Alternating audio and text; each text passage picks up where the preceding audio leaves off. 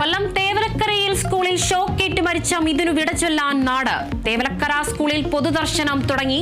അന്ത്യാഞ്ജലി അർപ്പിച്ച സഹപാഠികളും അധ്യാപകരും നാട്ടുകാരും. സംസ്കാരം വൈകിട്ട് വീട്ടുവളപ്പിൽ. വിദേശത്തായിരുന്ന അമ്മ സുജ നാട്ടിലെത്തി.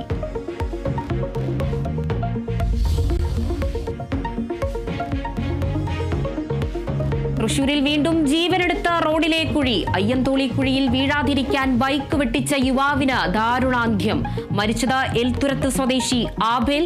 റോഡിൽ കോൺഗ്രസും BJP പ്രതിഷേധം.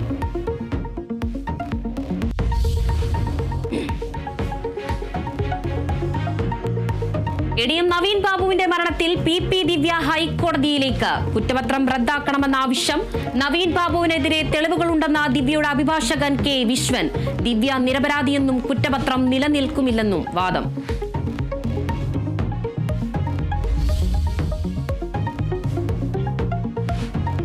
സംസ്ഥാനത്ത് അതിതീവ്ര മഴ തുടരുന്നു. കാസർഗോഡ് മുതൽ മലപ്പുറം വരെ 5 ജില്ലകളിൽ റെഡ് അലർട്ട്.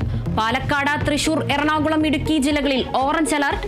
കാസർഗോഡ്, കണ്ണൂർ, വയനാട് ജില്ലകളിൽ മുഴുവൻ വിദ്യാഭ്യാസ സ്ഥാപനങ്ങൾക്കും അവധി.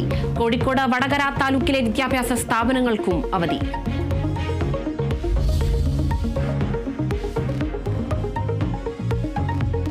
കൊച്ചി വടുതലയിൽ അയൽവാസി പെട്രോൾ ഒഴിച്ച് തീ കൊളുത്തിയ ദമ്പതികളുടെ നില അതീവ ഗുരുതരം. സ്വകാര്യ ആശുപത്രിയിൽ ചികിത്സയിലുള്ള ക്രിസ്റ്റഫറിനും മേരിക്കും 50% പൊള്ളൽ.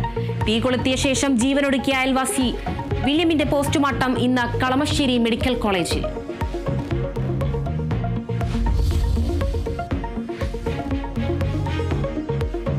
പാർലമെന്റ് വർഷകാല സമ്മേളനത്തിന് മുന്നോടിയായി ഇന്ത്യ മുന്നണി യോഗം ഇന്ന് ചേരും. യോഗത്തിൽ പങ്കെടുക്കില്ലെന്ന ആം ആദ്മി പാർട്ടി ഓൺലൈൻ യോഗത്തിൽ പങ്കെടുക്കാൻ തയ്യാറാണെന്നും തൃണമൂൽ കോൺഗ്രസ്. ബീഹാറിലെ വോട്ടർ പട്ടിക പരിഷ്കരണവും പഹൽഗാമും ചർച്ചയായേക്കും.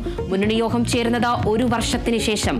അവസാന യോഗം നടന്നത് ലോക്സഭാ ഫലപ്രഖ്യാപനത്തിന് ശേഷം.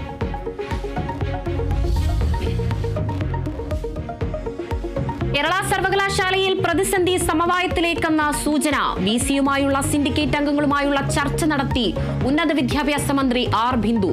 രജിസ്ട്രാറുടെ സസ്പെൻഷനിലും ചർച്ച. മുഖ്യമന്ത്രി ഗവർണർ കൂടിക്കാഴ്ച ഉടനുണ്ടായേക്കും. കേരള സർവകലാശാല പ്രതിസന്ധിയും ഭാരതാംബ വിഷയവും ചർച്ചയാകും.